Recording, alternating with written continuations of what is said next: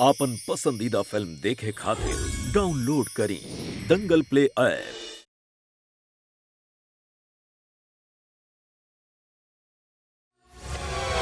हम हैं एक दिन के सास, हम हैं एक दिन के सास, हम हैं एक दिन के सास।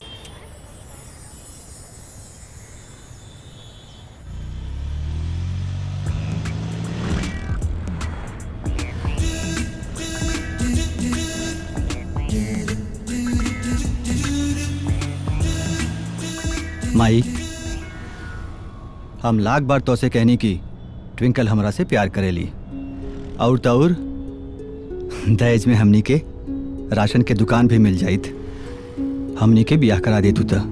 लेकिन ना, तो कहता पेट्रोल पंप लौकत रहे, लाख रुपया महीना हाथ में बिछलात रहे, और तू मधु से हमार जबरदस्ती ब्याह करा देलू। हाँ तो हमरा के काहे नॉलेज रहे बेटा कि हमरा साथे स्टैम्प होई? स्टैम ना मम्मी, स्कैम। हाँ वे, हम तो ये अंडरस्टैंड कर ले रहनी कि कारगिल के फौजियन पेट्रोल पंप मिलला, लेकिन हमरा का पता है कि हमारा गुआ लोचा में बात फंसाई और नून सेन के हमरा घरे का पतो बनाई।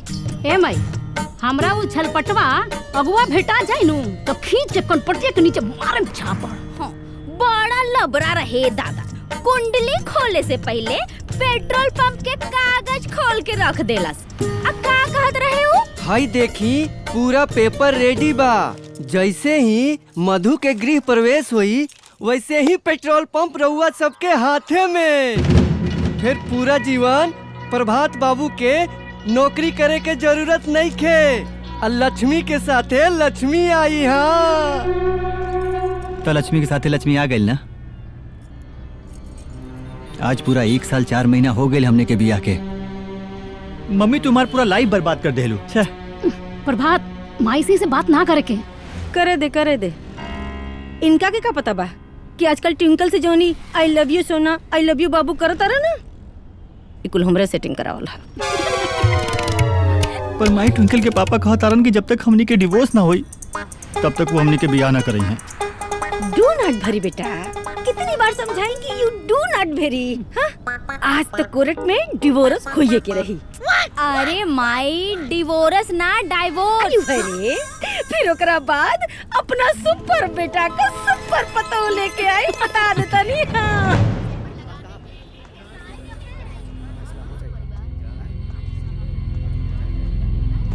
All set.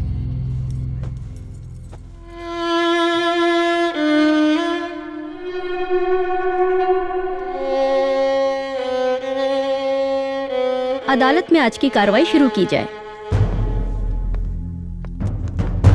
Thank you milord, your honour.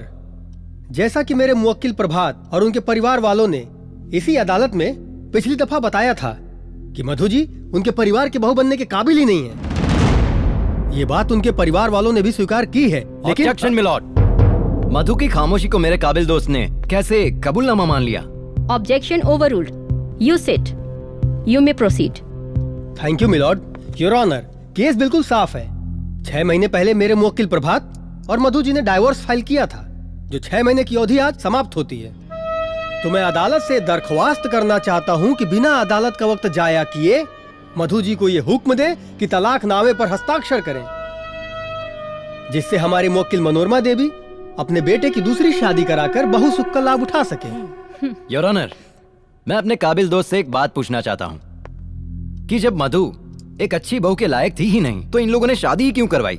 Your honour, मैं अपने काबिल दोस्त को बताना चाहूंगा कि शादी विवाह एक पारिवारिक गाठजोड़ होती है। परिवार के मान मर्यादा को ध्यान में रखते हुए बहुत सारी बातें छुपा ली जाती है। योर ऑनर, इस केस में भी सेम टू सेम ऐसा ही हुआ। पर जब मधु जी शादी करके प्रभात के घर पर आई तो धीरे धीरे उनका रंग खुलता गया और उनका असली चेहरा सामने आया, जिससे पता चला कि वो घर में रहने के लायक ही नहीं है। मिलॉर्ड, मैं अपने काबिल दोस्त से यह भी पूछना चाहता हूँ कि एक लायक बहू का क्या मापदंड होता है?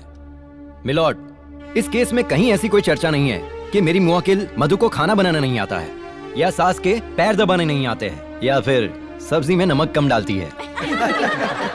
Order order, you may proceed. Thank you milord, आप खुद एक महिला है और भली बाती जानती हैं कि बहुओं का नमक ही पहला दुश्मन होता है जो घर में अशांति फैलाता है। ये तलाक का एक ही कारण है, ये लोग दहेज के लालची है। ए वकील साहब, होता नहीं महाराज?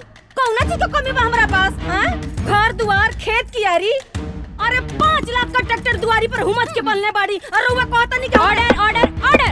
मनोरमा जी, ये कोर्ट है, आपका घर नहीं है। आपको जो भी बातें बोलनी है कटघरे में आके बोलिए। नट अरे माई, बैठ जाओ। ओके। मिलॉर्ड, मैं अपने मुवक्किल मधु जी को कटघरे में बुलाने की इजाजत चाहता हूँ। इजाजत है।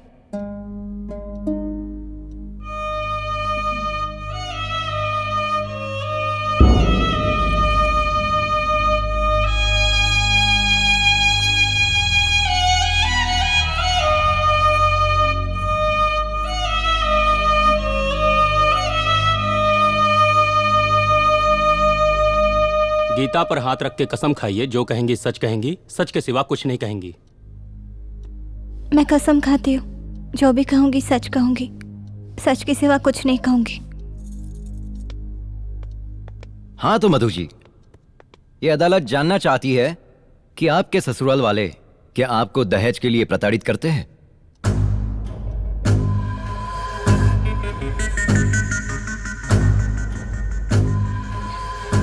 नहीं सर।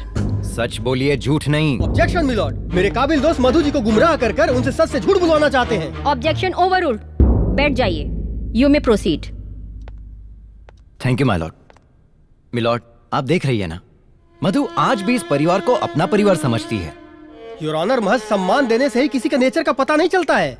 अगर मधु को उस घर में बहू का दर्जा चाहिए तो मनोरमा देवी को भी सास का सुख और हक देना ही पड़ेगा। मिलॉर्ड, जब एक इंसान की दूसरे इंसान से नहीं बनती है और वो नाखुश रहते हैं तो दोनों में से किसी की भी गलती हो सकती है, लेकिन जब एक इंसान से अनेक इंसान नाखुश हो तो वो एक इंसान ही गलत होता है, जैसा कि इस केस में मधु जी हैं। मैं आपको बताना चाहूंगा कि मधु जी की परिवार में किसी से नहीं बनती है। पति उनको पत्नी मानने को तैयार नहीं है, सास उनको बहू मानने को तैयार नहीं है, ननद उनको भाभी तक मानने को तैयार नहीं है। तो इससे साफ पता चलता है कि मधु जी का व्यवहार उस परिवार के प्रति बहुत ही गलत है। तो मैं अदालत से दोबारा दरख्वास्त करता हूँ कि बिना देरी किए हुए मेरे मुवक्किल प्रभात और उनके परिवार वालों को न्याय दिया जाए। माय लॉर्ड, कुछ देर के लिए मैं मान लेता हूं कि मधु जी गलत है, इनका व्यवहार भी गलत है, पर आप भी एक महिला है और आप भी अच्छी तरह से जानती हैं कि एक महिला जब नई जगह पे जाती है तो वहां के लोगों की पसंद नापसंद, उनके व्यवहार में ढल जाना क्या इतने कम समय में संभव है? मिलॉर्ड, ये परिवार बहुत गरीब है और आप खुद जानती है कि एक औरत का, एक महिला का जब तलाक होता है तो उसका दामन दागदार हो जाता है।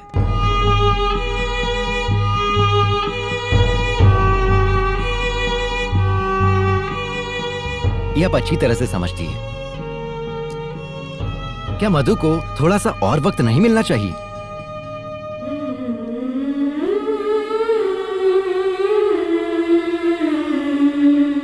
आप दोनों लोग बैठ जाइए।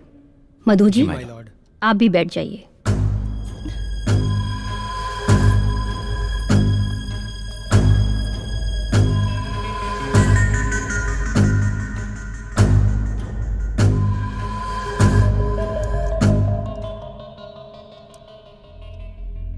अदालत हमेशा सबूतों और गवाहों के आधार पर ही निर्णय लेता है। दोनों पक्षों की दलीलों को सुनने के बाद और एक महिला होने के नाते तलाक होने का दर्द क्या होता है ये बखूबी समझती हूँ। इसलिए मधु को 1 महीने का और वक्त दिया जाता है। अगर इस 1 महीने के दौरान अगर मधु अपने ससुराल वालों का दिल जीत लेती है तब तो ठीक है, वरना तलाकनामे पर हस्ताक्षर करेंगी। कोर्ट मधु के पति को ये आदेश देता है कि वो मधु को सम्मान पूर्वक अपने घर ले जाए। Court is adjourn for today.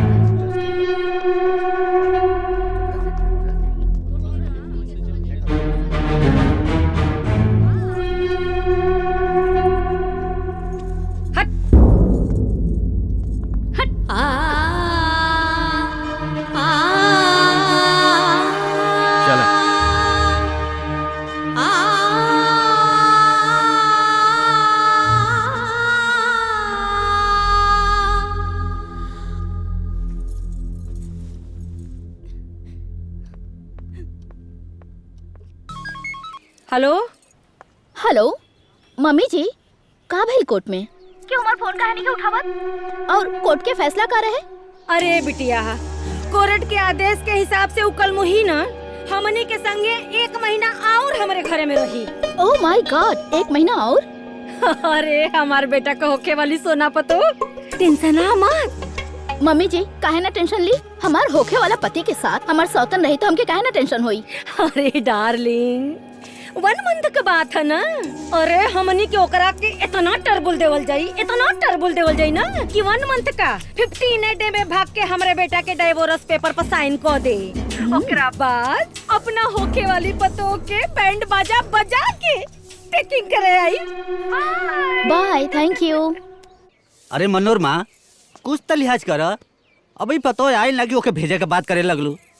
तनी कातनी लिहाज करी जी, चुपचाप बैठी अना तो अपन बेटा बेटी दामाद लेके हाउस लीव कर दे, अने तो ओल्ड मदर के लेके चुपचाप सिटिंग करे जा। ए माई का करंजोली आ गई।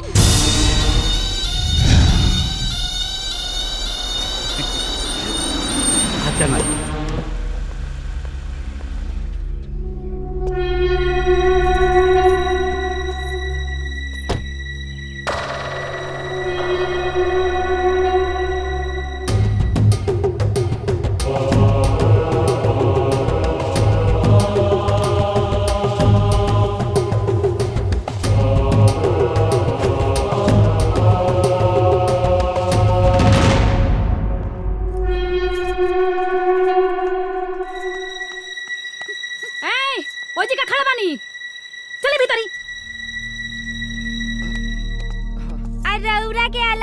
देवे के पड़ी का, जाइए अंदर।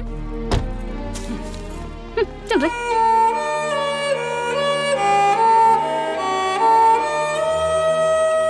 अच्छा कहलू, चल आइलू बिटिया, बड़ी अच्छा कहलू। आ रे हमर बेटी।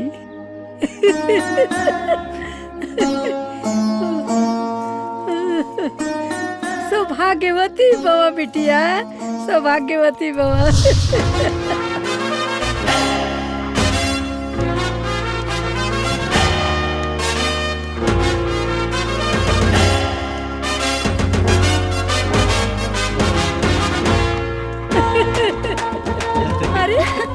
देख भाभी, अरे टॉमी, अरे रुको, अरे आवत हनी। अरे जानम से तो अच्छा हमर टॉमी बा, टॉमी। आजो भाई, आजो आजो। ए तू यहाँ का करे आयल हो? माफी चाहता आनी जी, बाकी एगो पत्नी अपना पति के कमरा में ना जाए तो कहाँ जाए? ए महारानी, ए घरवा में तोर वजूद सिर्फ एगो नौकरानी के बा। हमरा घर में ना नौकरन के कमरा अलग बनल बा, समझ ले। होई देख छोटकी, कोर्ट आदेश का दे दलस, ई तो घर पति संपत्ति सब अपना बापे के समझ लागल। हमरा घर के ना मालकिन बने के कोशिश मत करी है तू, वरना कोर्ट के आदेश जा भाड़ में तोरा घसीट के निकाल के फेंक देम सो। देखा तारी में दीदी कैसे ही घटवास नियन सुनतिया। अरे ऐसे ना जाई रे, बेटा उठाओ, हम हाथ पकड़ के कर घसीट बन। दीदी निकल, दीदी मैं बोले तू आगे चल रे। दीदी हमारी बात तो सुनी, खींच दीदी, निकल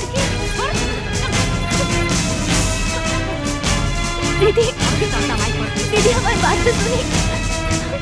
कहां जाने काका है ले। अरे चल ओन्नी छोटकी कोठरिया दिखाई देता, ओ है तो हर जगह पर। ए जोना रे, ताकत का मारे। लंका निश्चर निकर निवासा, यहाँ कहाँ सज्जन कर वासा।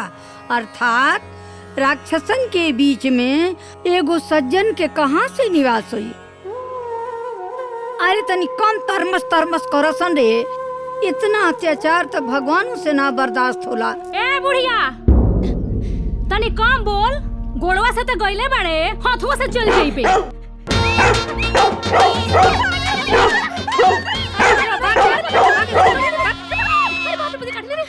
ए बिटिया, सपना लेके आइल बड़ू तो ये समस्या से तो तर लड़े ही के पड़ी न बाबू।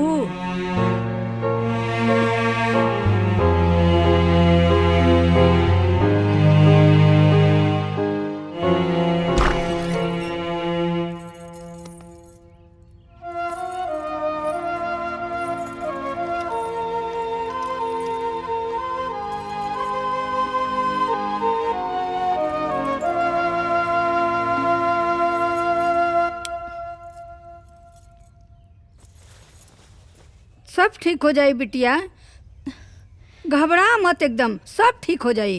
करत करत अभ्यास के जड़मत होत सुजान, रस्सी आवत जात है सिल पर परत निशान। अर्थात रसरी के बार बार रगड़ला से जब पत्थर पर निशान पड़ जाला तब बिटिया ई लोग तो इंसान हलो, एक न एक दिन पिघल ही जाई लोग। टॉमी, भाभी के बिछौना ना हुई, जा ले हो जा।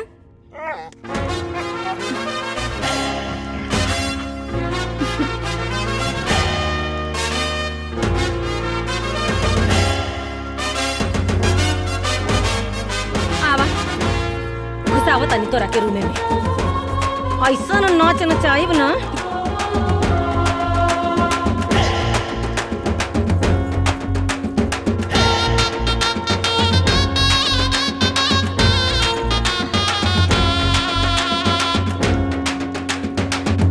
वाह वाह, जा दे दा। टॉमी, अब जा, भाभी का तेरे को तकिया ले आवा।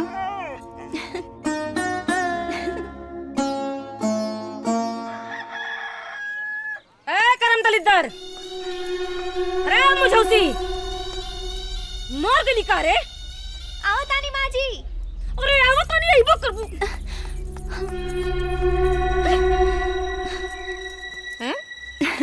राव आशीर्वाद से हमारा आयु बढ़ गई माँ जी। अच्छा, तो और उम्र बढ़ा ले। करम दलितर, लमघोड़ी, दुष्टा, पापी, राक्षसी, बढ़ गई आयु।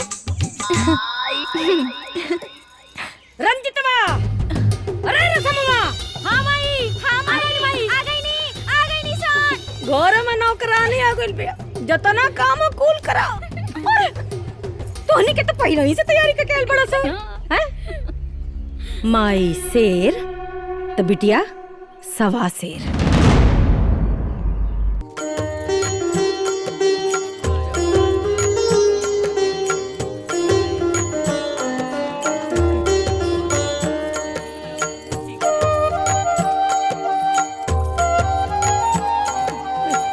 देखा देखा, ने देखा। हाँ हाँ, देखा थे। अरे हमार बिटिया, ले आओ ले आओ, कितना अच्छा लगता। बहुत दिन बाद पूजा पाठ भइल, सदा सुहागन रहा बिटिया, खुश रहा। खुश रहा बेटी, खुश रहा। भगवान तो के हमेशा बनौले रहे। हम आवता नहीं। ए जी, ये सब ढकोसला हमके पसंद नहीं खे। अरे प्रभात, आइंदा हमारा रास्ता मत रोकिए।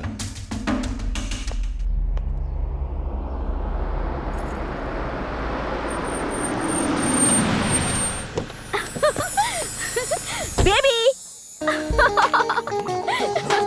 टिकल, आजा आजा।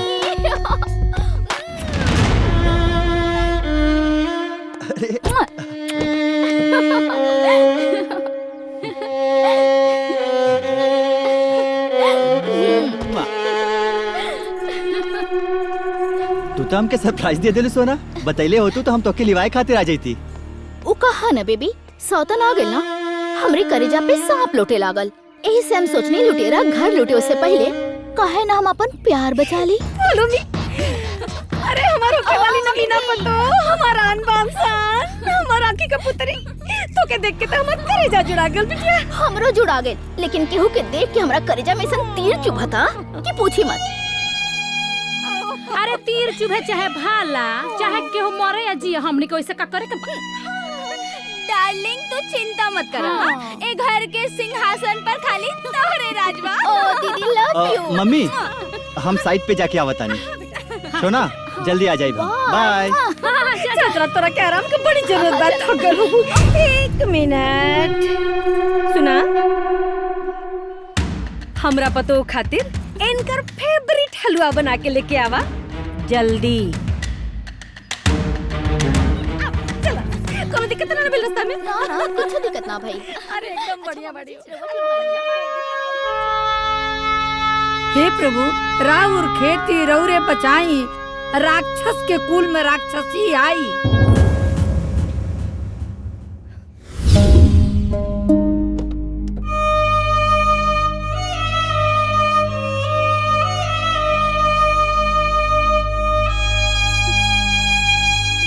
हमरा पतो खातिर इनकर फेवरेट हलवा बना के लेके आवा जल्दी।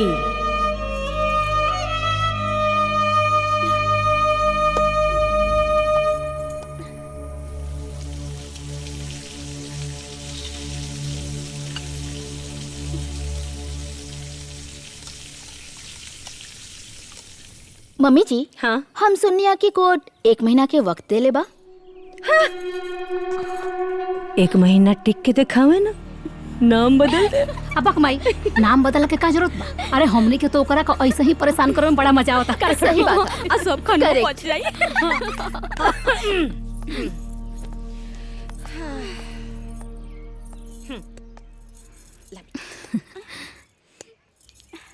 अरे हम लोग के दा अरे जी चावा के बनाई। वो बना देता नहीं। ये ला हमरा तरफ से 1 चम्मच खा। हमरा तरफ से? अरे भाई हमरा तरफ से भी हमरा सुपर सुपर पतो के मजा आ गल भाई। एक कमीनी के ना कितना बड़का काम था, लपस से कई चल होइले। अरे एकर स्पीड में तो तनको ब्रेक होइले ना हो। मम्मी जी, हम आ गइल बानी ना। एकरा स्पीड में ना हम ब्रेक लगाई।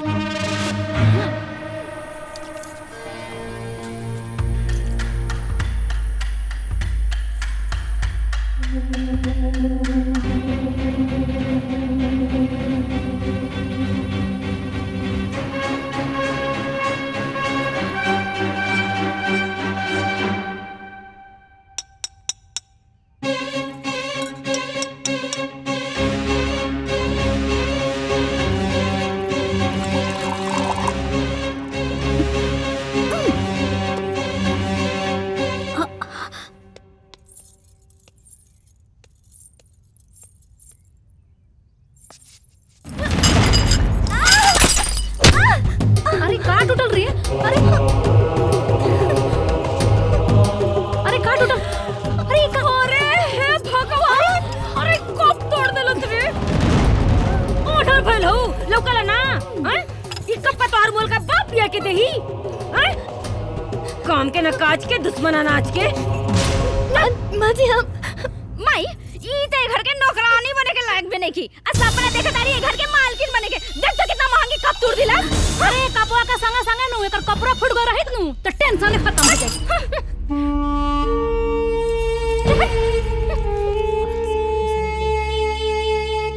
लगा देनी ना स्पीड में ब्रेक। हाँ वेरी स्मार्ट स्पीड ब्रेक। और हमार होशियार पतो टिंकल।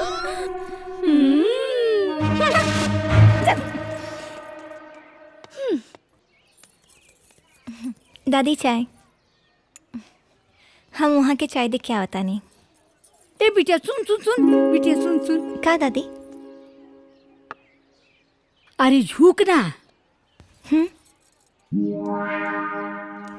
दादी का करता नहीं? अरे रुक ना। दादी ट्रे रखला पर पल्लो गिर जाए ना। अरे तो ये तो हम चाहता नहीं है। अरे झुक बिटिया, तनी झुक ना। अरे हिन झुक ना। एगो चौपाई है सुन। 4 बांस 24 गज अंगुल अष्ट प्रमाण ता ऊपर सुल्तान है। कहा चूक चौहान। हाँ जो जो।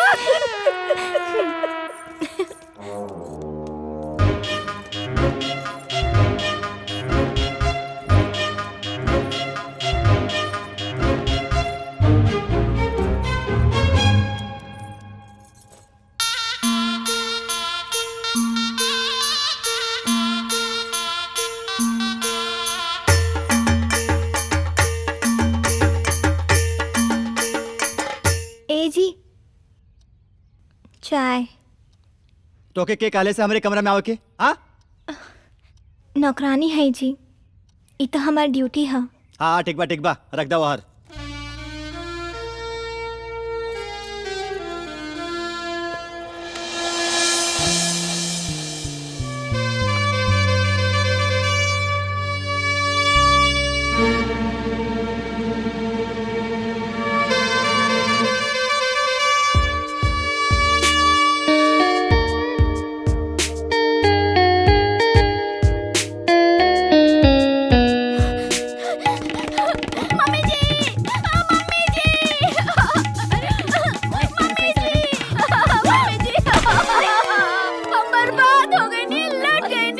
बर्बाद हो भेल जानू सोना? जिंदगी बर्बाद हो गई हमार बाबू सोना। कैसे जिंदगी बर्बाद हो गया? अरे हम लट गए नी, बर्बाद हो गई नी। अरे कुछ बताइबो कि भइल का? हम ना अपना आंखें से देखनी है दादी ना मधु के पल्लू गिरा देली है। और वो मधु वो जाके प्रभात के रूप में अपन पल्लू ऐसे गिरा देला, हम बर्बाद हो गई नी। हमारी जिंदगी बर्बाद हो गई, वो हमारे सोना के छीन लेला।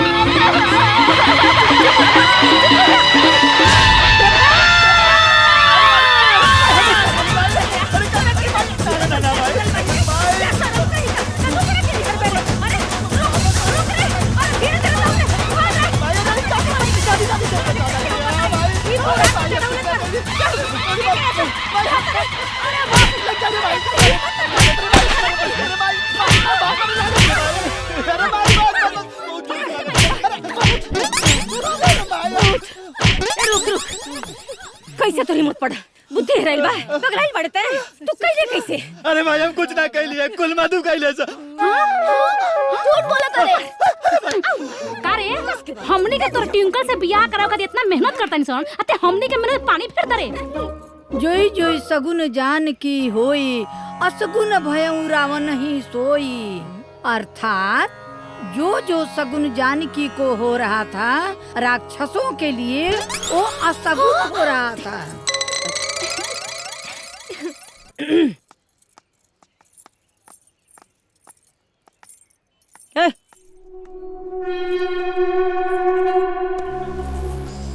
तोहार काम खत्म। कोर्ट के देवल 30 दिन का आदेश था, आज खत्म हो गई। और जज मैडम का कहले रहनी याद है ना? हमनी के दिल जीते के बा। उ तो भैल ना और होखे भी ना।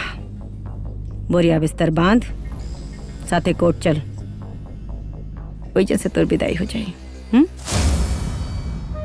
चाहे कुछ हो जाए, कितना तकलीफ कितना दुख दे दी लोग, बाकी हम ये घर से ना जाए। अगर जाए तो हमारा अर्थ ही जाए। रेशमा, रंजीता,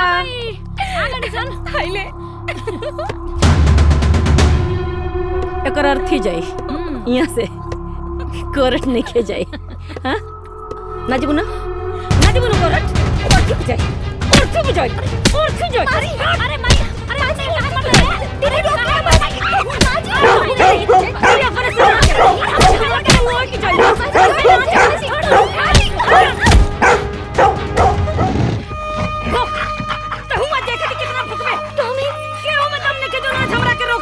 बचावा के देखी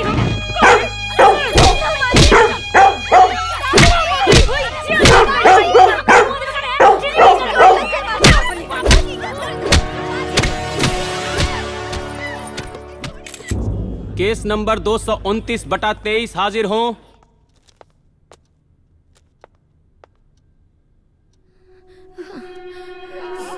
अदालत में आज की कार्रवाई शुरू की जाए।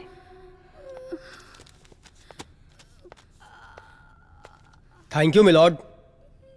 मिलॉर्ड, सबसे पहले मैं अदालत में कुछ सबूत पेश करना चाहता हूं।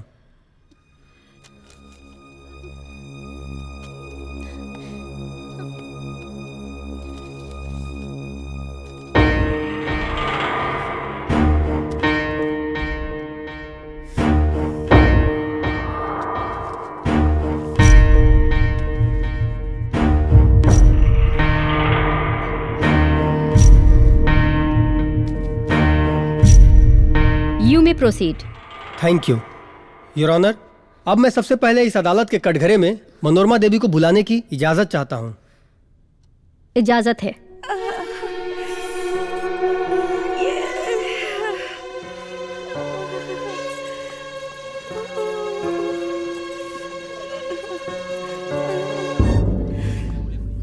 गीता पे हाथ रख के कसम खाइए, जो कहेंगी सच कहेंगी, सच के सिवा कुछ नहीं कहेंगी। सच्चाई कहो, झूठ ना बोलीला। हाँ तो मनोरमा देवी, आप अदालत को बताइए कि आपके शरीर पर आखिरी चोट के निशान कैसे आए।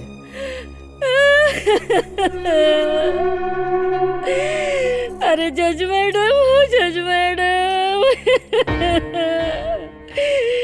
अरे गतरे गतरे मार के दहिया फुरलस मैडम जी। अरे पतोहिया के रूपवा में डाइन भेजलू मैडम जी। हम ही के नाही हमरे लड़कियन के मार के कुचले। हाँ मैडम जी, हाय देखिए हमार कपार फोड़ दिलस, हाय देखिए हमार हाथ, हाय। Order order. देखिए हमार। You may proceed. Thank you milord. Your honour, Manorama Devi के शरीर पर लगे चोट के निशान इस बात के सबूत हैं कि मधु जी ने अपना बहुधर्म निभाना तो दूर, प्रताड़ना की सारी हदें पार कर दी हैं। ऑब्जेक्शन योर ऑनर, यह सरासर झूठ है। ये चोट के निशान मनोरमा देवी ने स्वयं लगाए हैं ताकि मेरे मुवक्किल मधु पे इल्जाम लगा सके, उन्हें गलत साबित करवा सके। मिलॉर्ड, मैं अपने मुवक्किल मधु को कटघरे में बुलाने की इजाजत चाहता हूँ। इजाजत है। जा बेटा।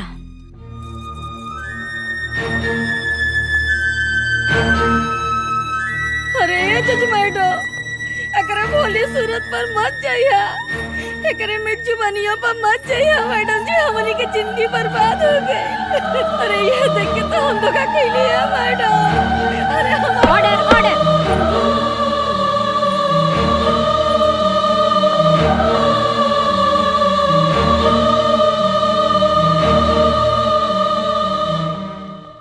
गीता पे हाथ रख के कसम खाइए, जो कहेंगी सच कहेंगी, सच के सिवा कुछ नहीं कहेंगी। मैं जो कुछ भी कहूंगी सच कहूंगी, सच के सिवा कुछ नहीं कहूंगी। मधु जी, आप पे बहुत सारे इल्जाम लगाए जा रहे हैं, सच्चाई क्या है आप बताइए। जज साहिबा, ये झूठ बोल रहे हैं, मैंने कुछ नहीं किया है, मुझ पे झूठा इल्जाम लगाया जा रहा है। मैं सच कह रही हूँ, इन्होंने खुद अपने आप को मारा है। मैं तो इन्हें अपनी माँ जैसे मानती हूँ और नंदो को अपनी बड़ी बहन। ऑब्जेक्शन मिलॉर्ड, ये सरासर झूठ बोल रही हैं। ये सच बोल रही है। अगर ये सच बोल रही हैं योर ऑनर, तो क्या मेरे काबिल दोस्त के पास इस बात का कोई सबूत है? मधु जी अपने आप में खुद एक सबूत है। योर ऑनर, हर गुनाहगार अपने आप को बेगुनाह ही बताता है। नहीं जज साहिबा, मैं सच कह रही हूँ, मेरा यकीन करिए, मैं झूठ नहीं बोल रही। योर ऑनर, मैं मधु जी से कुछ सवाल पूछने के लिए आपसे इजाजत चाहता हूँ। इजाजत है। Thank you milord.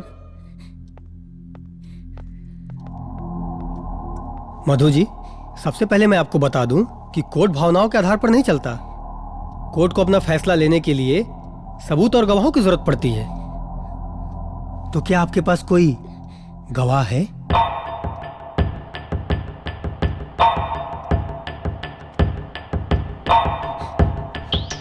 कोई सबूत है?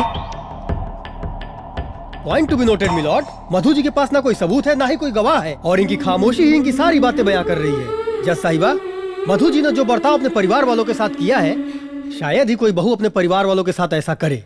ये किसी भी परिवार के काबिल ही नहीं है, ये बहू बनने के ही काबिल नहीं है।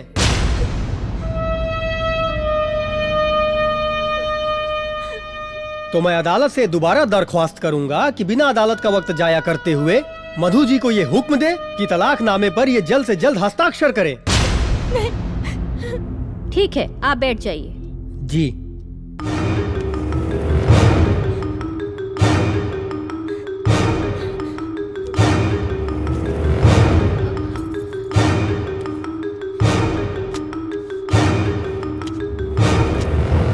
मधु जी ने ना कोर्ट के आदेशों का पालन किया है और ना ही अपने बहुधर्म का पालन किया है। तमाम सबूतों को मद्देनजर रखते हुए अदालत मधु को तलाकनामे पर हस्ताक्षर करने का आदेश देती है।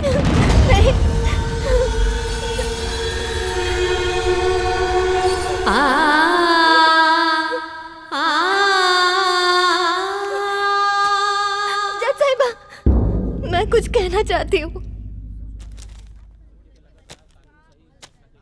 इजाजत है।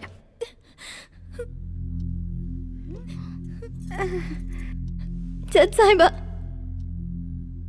मैं एक शादीशुदा भारतीय नारी हूँ।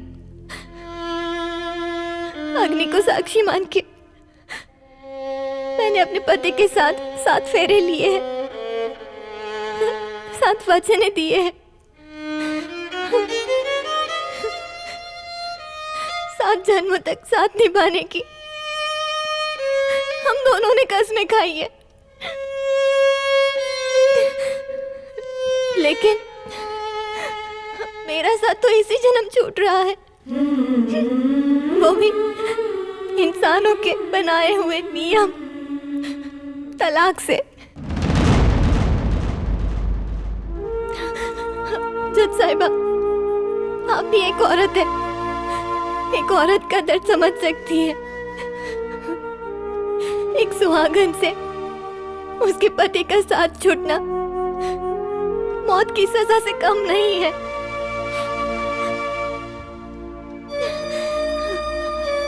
आप तो मौत की सजा देने वाले से उनकी आखिरी इच्छा पूछती है ना? क्या मुझसे मेरी इच्छा नहीं पूछी जाएगी?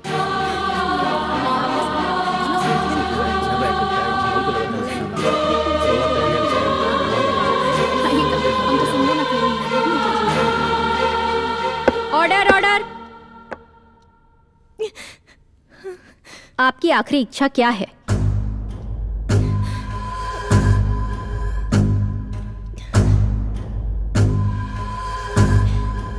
मुझे सिर्फ 24 घंटे यानी कि एक दिन की सास बनने की सहमति दी जाए। ऑब्जेक्शन मिलॉर्ड, अब ये क्या नया ड्रामा है? कभी 6 महीना, कभी 1 महीना, कभी 1 दिन, कल को बोलेंगे कि हो 1 जाइए। घंटा। Order order. Objection overruled. Please आप बैठ जाइए। सहमति मंजूर है।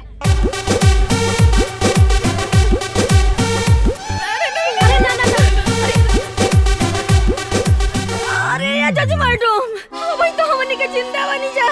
एक दिन का मौका मिली ना तो मार दे हमनी के। Order order. कोर्ट आपके परिवार की सुरक्षा के लिए पुलिस प्रशासन से पुलिस सुरक्षा मुहैया कराने का आदेश देती है, जो आप दोनों पर नजर रखेगी।